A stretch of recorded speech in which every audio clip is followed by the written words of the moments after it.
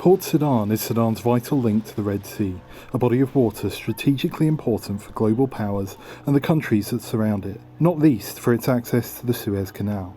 Port Sudan made headlines in February after Russian Foreign Minister Sergei Lavrov visited Sudan. During the visit, the Sudanese junta, which took power in a military coup in 2021, promised Russia a new naval base in the city. But local tribal leaders, who carry a big influence on the Red Sea coast, have other ideas. Mohammed Kara Kabar says he and other local leaders are against the Russian base. They refuse because they want just to put their hand and stop our port, I think. No investment. They have tried, they have refused any military in our part.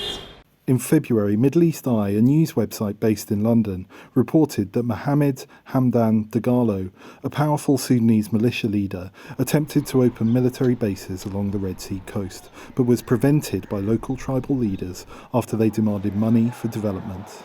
A small Russian logistics base is reported to have been set up in Port Sudan in the past, but according to local media and residents, it ceased operation in 2021.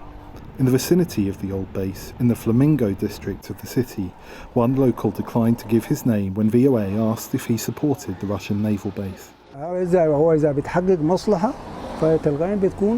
If this is in our best interest, we would automatically accept it. I don't care who's involved, whether they are British, Russians or Americans.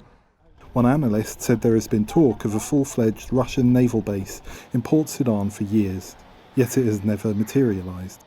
The case of the missing naval base has been around for many years. This base has been promised to have been built, I don't know how many times now, 5 or 6 times. Another analyst thinks the base could go ahead if Sudan's ruling junta is determined to make it happen.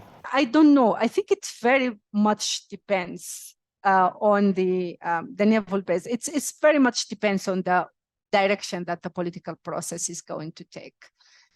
So if the regime is actually moving towards consolidating a 100% military power in Sudan. Sudan already has well-established links with Russia and the Russian paramilitary group Wagner. Sudan's junta is reported to be trading the country's gold in exchange for Russian weapons. Wilkins for VOA News, Port Sudan, Sudan.